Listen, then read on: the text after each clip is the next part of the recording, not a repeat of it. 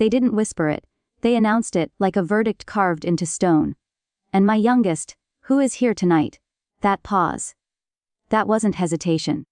That was power being measured before it was used. Lean closer. What you're about to hear isn't a family story, it's a pattern.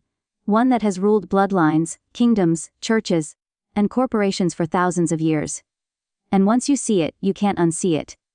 History teaches us that control rarely begins with chains. It begins with ceremony, with tables, with smiles, with someone deciding who is worthy and who is merely present. In ancient Rome, inheritance wasn't about love. It was about legacy control. Fathers didn't pass wealth to sons who were loyal, they passed it to sons who were useful. Daughters were bargaining chips. Younger children were insurance policies or sacrifices. The language was always polite, the violence was always quiet. Fast forward, medieval Europe perfected it.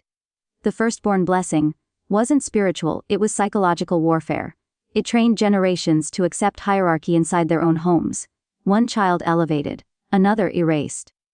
Not by accident, by design. This is how systems reproduce themselves without armies.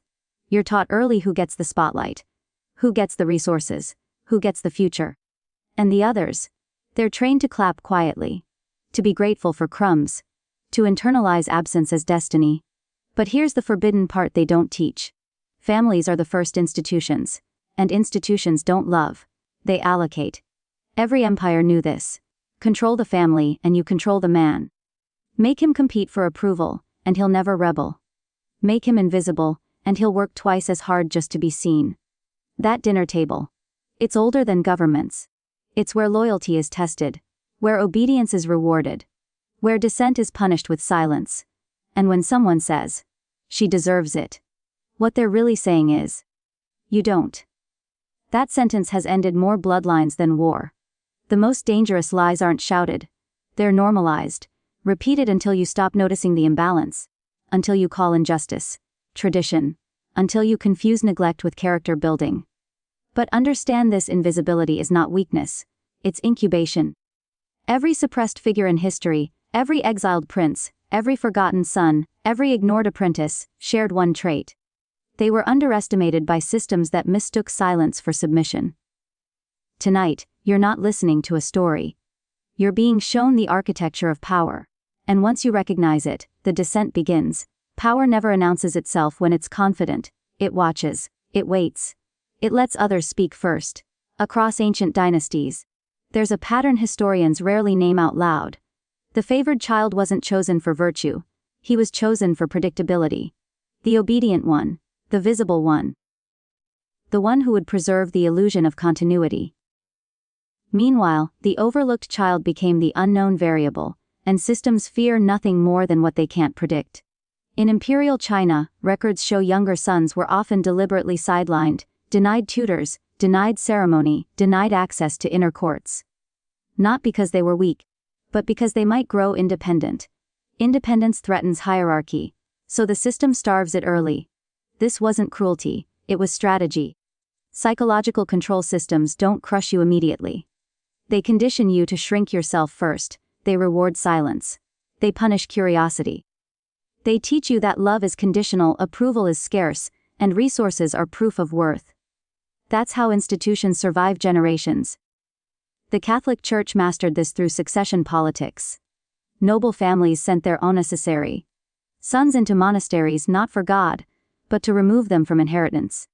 The language was holy. The motive was control. Those sons learned discipline, restraint, obedience. And some of them, quietly, learned how power actually works.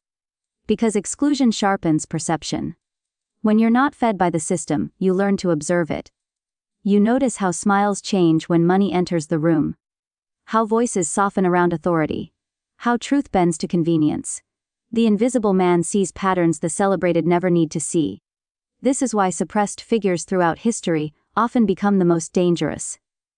They're not blinded by comfort. They're not distracted by applause. They're watching the levers while everyone else watches the stage. Understand this clearly: favoritism isn't emotional. It's administrative. Families replicate empires in miniature. They test dominance. They rehearse hierarchy. They decide who gets protection and who gets pressure. And the one left out, He becomes the stress point, the pressure valve, the silent witness. That's why moments of public declaration matter. When someone says a name out loud, or chooses not to, it's not a slip. It's a signal. Signals teach everyone in the room where they stand. And here's the part that changes a man forever once he understands it. If you were overlooked, minimized, or quietly erased, it wasn't because you lacked value. It's because you weren't easily controlled. Systems don't fear weakness. They fear autonomy. And autonomy is born in the shadows. We're only at the beginning of the descent. There is a reason initiations in ancient orders happened in darkness. The Eleusinian mysteries. The Mithraic caves. The inner chambers of Egyptian temples. Before knowledge was given, the initiate was first deprived of light, of certainty, of status. Because deprivation strips illusion, it forces the mind to reorganize itself. Modern systems copied this without calling it sacred. Look closely at how institutions break men today. Not with whips, but with waiting rooms. With delayed approval. With silent exclusions. With being almost chosen, but never fully invited in. This isn't accidental. It's behavioral engineering. Psychologists working for governments learned this in the 20th century. Intermittent reinforcement. Reward unpredictably, and the subject becomes addicted to validation. Make approval scarce, and the subject internalizes authority. He starts policing himself. That's why the ignored child grows hyper-aware. He studies tone shifts, facial micro-expressions, who gets interrupted, who gets listened to. This is not trauma alone. This is training. The CIA didn't invent psychological warfare, they industrialized it. But families practiced it first. In feudal Japan, secondary sons were often sent away, not merely to reduce claims, but to harden them. Some became monks, some became generals. Some returned as shadows with sharper minds than their celebrated brothers. History remembers the victories, not the conditions that forged them. Here's the suppressed truth. Comfort produces loyalty. Discomfort produces insight. That's why the system is always uneasy around men who didn't grow up protected. Men who learned early that smiles don't equal safety. That praise can be weaponized. That love can be rationed. Those men don't need permission. And permission is the currency of control. Notice how authority figures hate being questioned by someone who doesn't need them. The man who isn't chasing approval is dangerous. He can walk away, he can expose patterns, he can refuse the script. This is why so many suppressed figures throughout history were labeled difficult, ungrateful, or disloyal. Those labels weren't diagnoses, they were warnings to others. Do not become like him. Because once you see the mechanics, once you understand that favoritism is a lever, not a feeling, you stop internalizing shame. You stop trying to earn what was never meant to be given. And something else happens. Your silence stops being passive. It becomes deliberate. You listen more than you speak. You store information. You map power. You learn who benefits from every decision and who is expected to absorb the cost. This is how the descent deepens. Not into despair, but into clarity. Because the man who understands control no longer mistakes it for love. And the system can sense that shift long before you announce it. Every control system has a moment it fears most. Not rebellion, not anger, but withdrawal. History doesn't record the men who screamed first. It records the men who went quiet. Then stepped sideways out of the script. In the late Roman Republic, the most dangerous senators weren't the loud ones. They were the ones who stopped begging for favor. The ones who stopped attending dinners. The ones who no longer reacted. That's when power panicked. Because reaction is proof of influence. Silence without fear is proof of independence. Families sense this too. When the overlooked one stops explaining himself. When he no longer competes. When he no longer corrects the narrative. That's when pressure increases. More subtle digs. More concern. More reminders of who owes whom. Because systems are built on an unspoken contract. You receive belonging in exchange for compliance. Break that contract and the mask slips. Ancient priesthoods understood this deeply. In Babylon, certain initiates were deliberately excluded from early rites, not as punishment but as testing. Those who demanded inclusion were discarded. Those who endured exclusion without resentment were watched carefully. They had learned self-containment. And self-contained men don't leak power. That's the part no one tells you. Being sidelined trains emotional insulation. You learn not to outsource your identity to approval. You learn to generate meaning internally. And that is catastrophic for any hierarchy that survives on validation control. Modern psychology confirms it. The strongest predictor of resistance to manipulation is not intelligence, it's internal locus of control. The belief that your worth is not externally assigned. Which is why systems try to destroy that belief early. They attach resources to obedience. They attach love to performance. They attach identity to roles you didn't choose, and they call it family values, or tradition, or what's best for everyone. But look closer. Every time someone says, "This is just how it is," they are protecting a structure that benefits from your silence. The overlooked child becomes the man who can see structures. Because he was never fully inside them. He learned to read the room without being hypnotized by it. This is where the descent turns dangerous. Because once you recognize that exclusion was not random, but functional, you stop asking, "What's wrong with me?" And you start asking the question institutions fear most. What do they gain by keeping me small? That question doesn't make you angry. It makes you free. And freedom is intolerable to systems built on inherited power. We're getting closer to the core now. This is the point where the descent becomes irreversible. Because once a man understands why he was sidelined, the story flips. He stops seeing himself as the failed product of the system, and starts seeing himself as the variable the system couldn't afford to empower. Throughout forbidden history, there is a recurring moment called the reclassification. It happens when authority quietly changes how it treats you. Not openly, subtly, invitations stop. Information is withheld. Decisions are made without you. This isn't neglect, it's containment. In the Soviet era, those who were most feared weren't jailed immediately. First, they were removed from meetings. Their names stopped appearing in minutes. They were present, but no longer counted. That stage existed for one reason: to see if the subject would break and self-correct. Families do this instinctively. They test whether you'll protest, whether you'll beg, whether you'll perform loyalty louder. If you do, the system tightens its grip. If you don't, if you remain calm, observant, unmoved, then something shifts. Now you're unpredictable.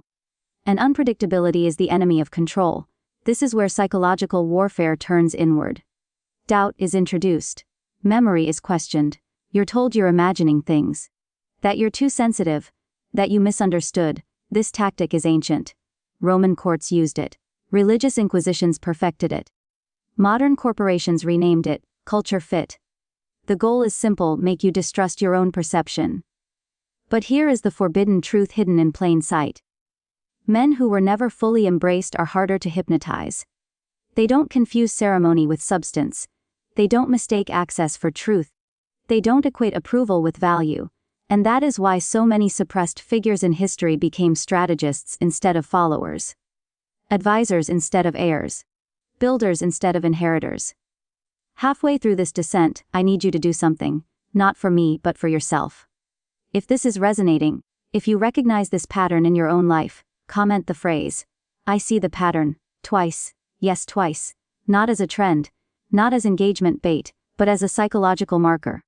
Identity follows declaration. Systems know this. That's why they control language first. I see the pattern. I see the pattern. Once spoken, even digitally, the mind begins reorganizing itself around awareness instead of permission. Because from this point on, you are no longer just listening. You are remembering something the system hoped you'd forget. And what comes next is why men who wake up are never allowed near the center of inherited power. Not because they want to destroy it, but because they can no longer be ruled by it. Once awareness locks in, power changes its strategy. It stops trying to convince you. It starts trying to exhaust you. This is the phase most men misinterpret. They think resistance has failed because nothing dramatic happens. No confrontation, no explosion, just delay, fog, endless process. This is not weakness from the system, this is refinement. Ancient empires called it attrition through obscurity. In Byzantium, rival heirs weren't always executed. Many were buried alive in bureaucracy, assigned meaningless titles, distant posts, ceremonial roles with no authority. They were kept busy, tired, and politely irrelevant. History forgot their names. That was the point. Modern institutions do the same. You're given just enough responsibility to drain you. Just enough hope to keep you waiting. Just enough praise to keep you compliant. The goal isn't obedience anymore. It's erosion. Erode your energy. Erode your clarity. Erode your sense of timing. Because a man who sees clearly but acts too late is no threat at all. Families replicate this instinctively. The overlooked one is suddenly included, but only superficially. Asked for opinions that are ignored. Offered seats with no influence. It's a psychological pacifier meant to dull your edge. And here's the dangerous realization most never reach. When power pretends to include you, it's not inviting you in. It's checking whether you've softened. This is why the truly awakened don't rush back toward the table when a chair is finally offered. They watch who offered it, why now, and what changed. Because real power never changes behavior out of kindness, it changes when risk calculations shift. Ancient mystery schools warned initiates about this stage. After awakening came temptation. Access comfort, a chance to belong again on the condition that you forget what you saw. Most failed here, they traded sight for safety. Truth for proximity. Freedom for familiarity. That's why so many men who almost wake up end up becoming defenders of the very systems that diminished them. They mistake delayed validation for redemption. But the ones who don't, they learn something colder, sharper. They learn that distance is leverage. That not needing access makes you impossible to manage. That not reacting starves manipulators. That time favors the man who is no longer in a hurry to be chosen. This is where the descent becomes solitary. Because once you stop chasing inclusion, the system has only two options left. Neutralize you, or reveal itself. And revelation is always messy. We're approaching that moment now. Every system reveals itself when it feels cornered. Not loudly. Not honestly. But through contradiction. This is the moment in history when rules suddenly don't apply. When exceptions are made for some and enforced on others. When values are praised in speeches and violated in practice. When authority exposes the gap between what it claims to be and what it actually protects. You've seen this before. Even if you didn't have language for it. In ancient religious orders, leaders preached humility while living in excess. In monarchies, kings spoke of divine order while rewriting succession laws overnight. In modern institutions, transparency is demanded from the powerless, while secrecy shields the powerful. These aren't hypocrisies, they're signals. They tell you where power truly lives. The overlooked man notices this earlier than most. Because he was never fully hypnotized by the story. He learned to listen for inconsistencies. To watch actions instead of words. To track who benefits when mistakes are made. This is where forbidden knowledge sharpens. Control systems survive by maintaining moral confusion. They blur lines just enough that resistance feels immoral. They frame obedience as virtue. Silence as maturity, endurance as character. And when someone quietly steps outside that frame, without rage, without theatrics, it destabilizes the narrative. Because the system cannot openly punish awareness without revealing fear. So it reframes. You're told you're being dramatic, that you're overthinking, that you're making it political, or personal, or unnecessary. These phrases appear across history like fingerprints. They were used against philosophers before exile, against reformers before removal, against whistleblowers before character assassination. The goal is always the same. Isolate perception. If they can make you doubt your clarity, they regain leverage. If they can make others doubt you, they contain the risk.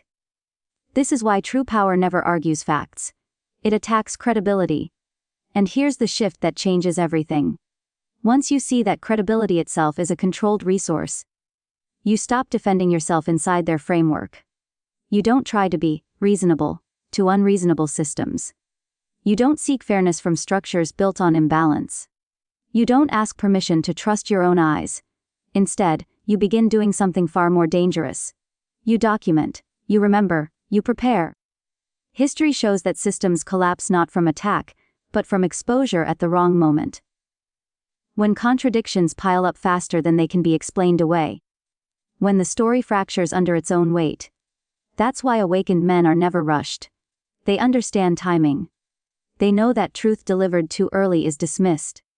Truth delivered too late is irrelevant. But truth delivered precisely, that's when empires fall without a fight. We're past awareness now. We're in the phase where power starts making mistakes. Mistakes are never random when power feels pressure. They are rushed decisions, overcorrections, small betrayals of protocol that reveal panic beneath the surface. History is full of these moments, quiet fractures that only those trained by exclusion know how to recognize. In the final years of the French monarchy, courtiers noticed something before the masses did. Appointments were reshuffled too quickly. Allies were rewarded prematurely.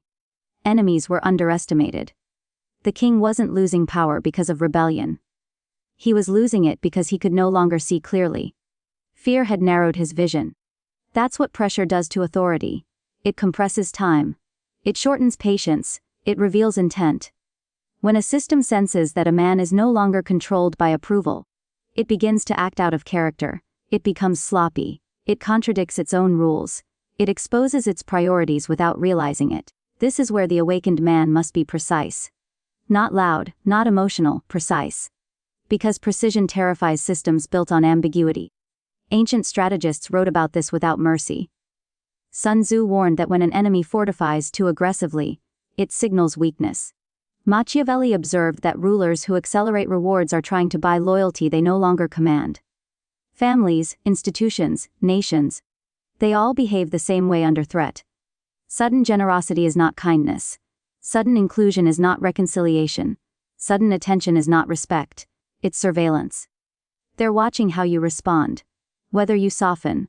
Whether you reattach. Whether you forget what you saw in exchange for comfort. This is why the most dangerous men in history didn't rush forward when doors finally opened. They stepped back.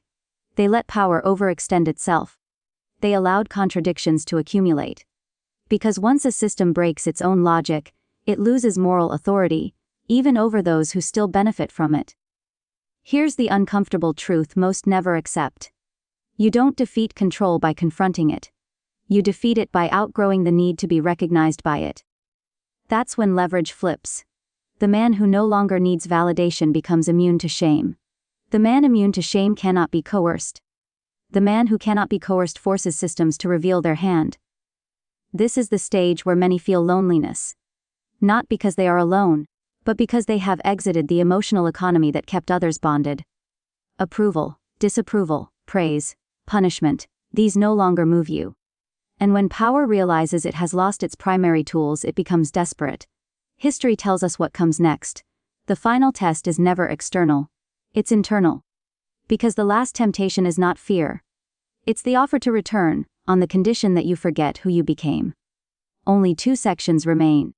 And this is where men either close the book, or cross a line they can never step back from. This is the moment history rarely names, but always implies. The return offer. Every awakened man receives it in some form. Sometimes it's subtle, an apology that avoids accountability. Sometimes it's generous, resources, access. Status suddenly made available. Sometimes it's emotional, nostalgia, family, belonging dangled like a forgotten warmth. Ancient texts warned about this without symbolism. In the mystery schools, the final gate was not guarded by force, but by familiarity. Initiates were offered comfort, recognition, even praise, if they agreed to stop asking certain questions. Most accepted, they became scholars, clerks, administrators of truth they no longer believed in. This is how corrupted systems regenerate themselves. They don't silence the awakened. They reabsorb them. Look at history closely and you'll see it everywhere. The revolutionary offered a seat at the table. The critic given a title. The outsider granted visibility, on the condition that he stops naming the pattern. This is the final psychological control system, conditional restoration. You're told the past was a misunderstanding. That intentions were good. That you're needed now. Because you're mature enough to handle it. But notice what's never offered. Truth, ownership, structural change, only proximity. Because proximity without power is the most efficient leash ever invented. This is where men betray themselves, not loudly, but politely. They tell themselves they can change things from the inside. They confuse access with influence. They forget that systems don't elevate critics, they neutralize them. The forbidden history is clear on this point. No corrupted structure has ever been reformed by someone it did not first try to break. The men who truly changed history did something far colder. They declined the offer. Not dramatically. Not arrogantly. Quietly. They chose distance over comfort. Integrity over inclusion. Clarity over applause. And in doing so, they triggered the system's final response. Exposure, because when someone refuses reintegration, power has only one move left: reveal its priorities openly. Punish, exclude, or distort the narrative so aggressively that others finally see the machinery. This is why the last phase feels dangerous. Not because of violence, but because of irreversibility. Once you decline the return, you are no longer manageable. Once you refuse to forget, you become a reference point. Once you walk away intact, others begin to question why. And systems cannot survive questions asked by men who are no longer afraid of being alone. This is where legacy begins. Not the kind written in books, but the kind encoded in behavior, copied silently by those watching from the edges. One section remains. This is not where the story ends. This is where you decide what kind of man history is allowed to produce next. Section 10. There is a line most men never cross. Not because they can't, but because no one tells them it exists. It's the line between reacting to power and becoming untouchable by it. On one side, men are shaped by systems. On the other, systems must adapt around the man. That shift doesn't happen through domination. It happens through non-participation in illusions. Every ancient corruption depended on one assumption: that men needed the system more than the system needed men. That assumption is false. And everything collapses once you live as if it is. The final forbidden truth is not about overthrow. It's about refusal. Refusal to internalize hierarchy. Refusal to outsource worth. Refusal to mistake inheritance for authority. This is why the most powerful men in history often appear unremarkable at first glance. They are not loud. They are not frantic. They are not desperate to be known. They are self-contained. And self-contained men are impossible to rule. When you stop seeking approval, shame loses its teeth. When you stop fearing exclusion, leverage evaporates. When you stop confusing access with power, manipulation fails. This is not rebellion. This is sovereignty. And sovereignty terrifies every structure built on compliance, favoritism, and controlled scarcity. If you were overlooked, minimized, or quietly erased, understand this now. You were not disqualified. You were prepared. Prepared to see without flinching. Prepared to stand without permission. Prepared to walk away without collapsing. That dinner table. That pause before your name. That silence where recognition should have been. Those were not endings. They were initiations. The descent you just walked is not meant to make you bitter. It's meant to make you dangerously clear. Clear about who deserves your loyalty. Clear about what you will no longer tolerate. Clear about the cost of forgetting yourself. Because once a man crosses this line, he doesn't need to announce it. The world adjusts around him. And the systems that once decided who mattered. They can feel it. They've lost one more subject. And gained a problem they can no longer solve.